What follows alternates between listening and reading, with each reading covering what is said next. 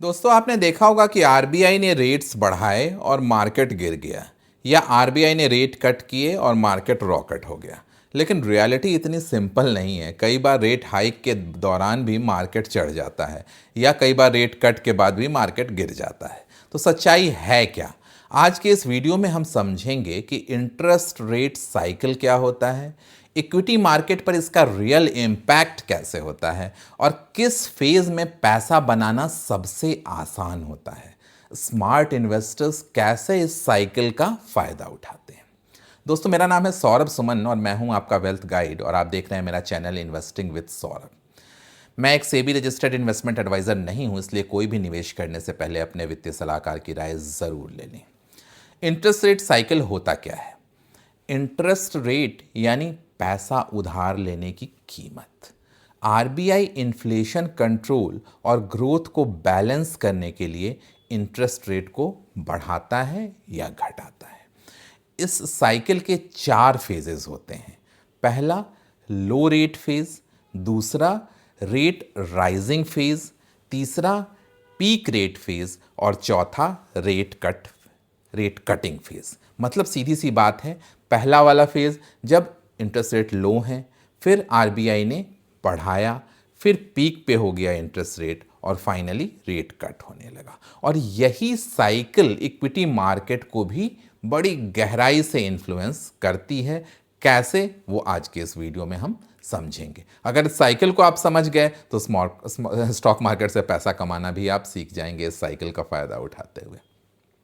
Phase 1, जैसा मैंने कहा, लो इंटरेस्ट रेट एनवायरनमेंट। क्या होता है? मतलब लोन सस्ता होता है, ईएमआई कम होती है, बिजनेस एक्सपेंशन आसान होता है क्योंकि फंड्स इजीली मिल रहे हैं, और सिस्टम में लिक्विडिटी ज़्यादा होती है।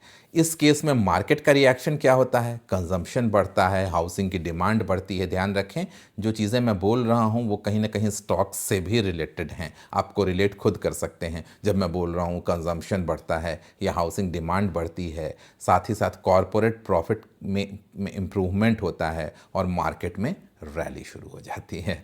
आउट परफॉर्मिंग सेक्टर्स कौन कौन से जनरली होते हैं इस फेज़ में? बैंक और एनबीएफसी, क्योंकि वो बहुत सारे लोन बांट रहे होते हैं और उनकी इनकम बढ़ रही होती है। वहीं लोन बांट रहे होते हैं तो कहीं ना कहीं ऑटो लोन भी बट रहा होता है, लोगों के पास पैसे होते हैं, और ऑटो इंडस्ट्री भी बूम पे होती है।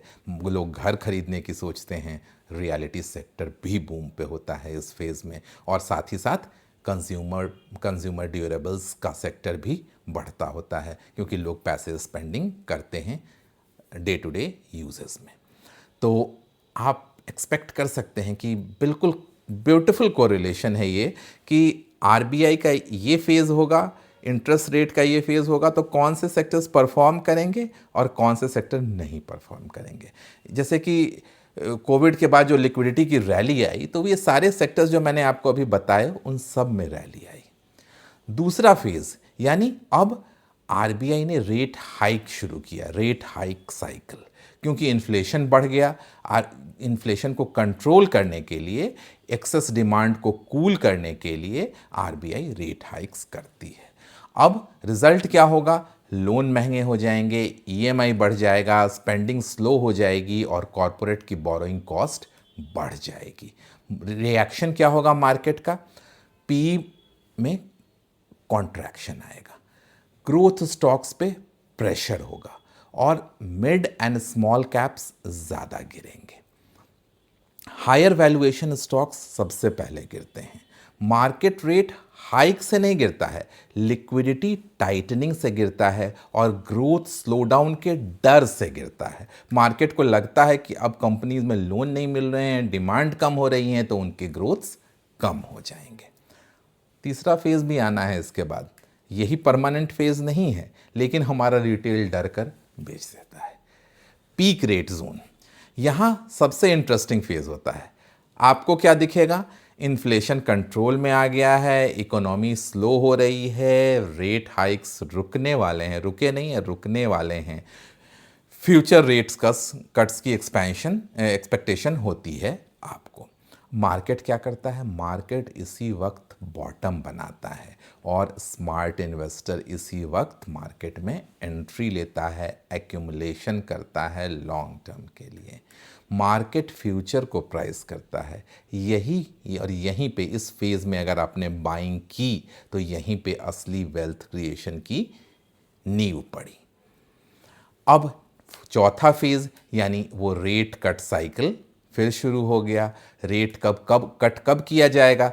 जब ग्रोथ स्लो हो रही है, डिमांड को स्टिमुलेट करना है। और इससे होगा क्या?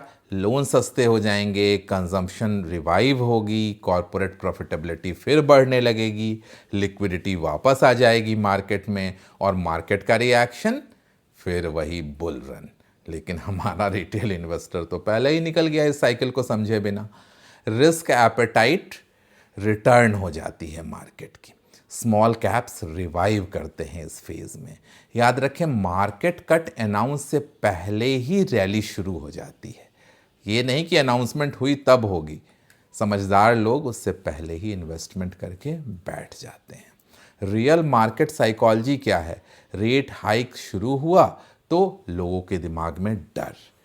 पीक रेट जब आया, स्मार्ट मनी ने बाइंग की, और रेट कट जब आया तो रिटेल इन्वेस्टर ने लेट एंट्री ली। रिटेल इन्वेस्टर अक्सर लेट ही एंट्री लेता है।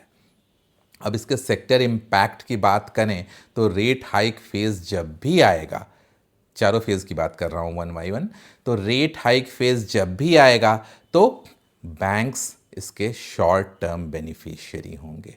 एफएमसीजी सेक्टर जो डिफेंसिव सेक्टर माने जाते हैं वो थोड़े बढ़ेंगे। लेकिन रियलिटी और ऑटो, इसके अलावा हाई डेट कंपनियां जिन पे कर्ज ज़्यादा है, ये सब नेगेटिवली इम्पैक्ट होगी इसकी वजह से, रेट हाइक की वजह से। वहीं अगर रेट कट फेज़ आया, रेट घटाए जा रहे हैं, तो कौन कौन से सेक्टर बढ़ेंगे? रियलिटी सेक्टर, रियल एस्टेट वाला sector, auto sector, infrastructure sector, capital goods sector, इन सब के स्टॉक्स भागेंगे। ये डिसाइडेड है पहले से कि अगर रेट हाइक होगी तो ये सेक्टर्स बढ़ेंगे, और रेट कट होगी तो ये सेक्टर्स बढ़ेंगे। लेकिन क्या आप जानते थे आज तक ये बात कि इतना ब्यूटीफुल कोरिलेशन है इन दोनों के बीच में, और कभी ये कोरिलेशन टूटता नहीं है? आप पिछले ट्रैक रिकॉर्ड्स निकाल कर देखना। इंडिया में जैसी ग्रोइंग इकोनॉमी है वैसे स्ट्रक्चरल ग्रोथ इंटरेस्ट साइकिल से ज़्यादा पावरफुल होती है। लॉन्ग टर्म में बुल मार्केट इंटैक्ट रह सकता है, इसलिए करेक्शन को अपॉर्चुनिटी समझें। ऐसा न कि इस साइकिल की वजह से कोई करेक्शन आ रहा है और हम डर के मार्केट से निकल रहे हैं। वेल्थ कभी नहीं बनेगी। इन्वेस्टर्स की क्या स्ट्रैटेजी होनी चाहिए? रेट हाइक साइकिल में आपको अपनी एसआईपी को कंटिन्यू रखना है। जब पीक रेट वाला फेज आया तो एग्रेसिवली एक्यूमुलेट करना है उस वक्त, क्योंकि मार्केट बॉटम के लगभग है। रेट कट फेज जब हो रहा है तो मोमेंटम का फायदा उठाकर आप ट्रेडिंग कर सकते हैं, और लेकिन फिर भी हाई डेट वाली कंपनियों से हमेशा दूर रहना है। गोल्डन रूल ये है कि रेट हाइक से डरना गलत है। रेट कट्स का इंतज़ार करना लेट स्ट्रैटेजी है। पीक पेसिमिज्म ही सबसे अच्छी बाइंग अपॉर्चुनिटी होती है। अगर आप रेट कट का इंतज़ार करते रहे तो इन्वेस्ट करने के लिए तो आपकी रैली मिस हो चुकी है। एक क्विक रिकैप करूं जो चीज़ें मैंने आज कहीं, कि लो रेट्स जब होते हैं तो ग्रोथ एंड रैली होती है, राइजिंग रेट्स जब होते हैं तो मार्केट में करेक्शन आता है, और पीक रेट ऑफ इंटरेस्ट जब होता है तो मार्केट में बॉटम फॉर्मेशन होता है। रेट कट जब किया जाता है तो वो बुल रन की शुरुआत होती है। ये चीज़ें अगर आपने समझ ली तो इस साइकिल का फ़ायदा आप बड़ी आसानी से उठा सकते हैं। मार्केट इंटरेस्ट रेट से नहीं, एक्सपेक्टेशन से चलता है। जो फ्यूचर समझता है वही वेल्थ बनाता है। जल्दी ही मिलते हैं ऐसे किसी नए वीडियो के साथ। तब तक सौरभ सुमन साइनिंग ऑफ।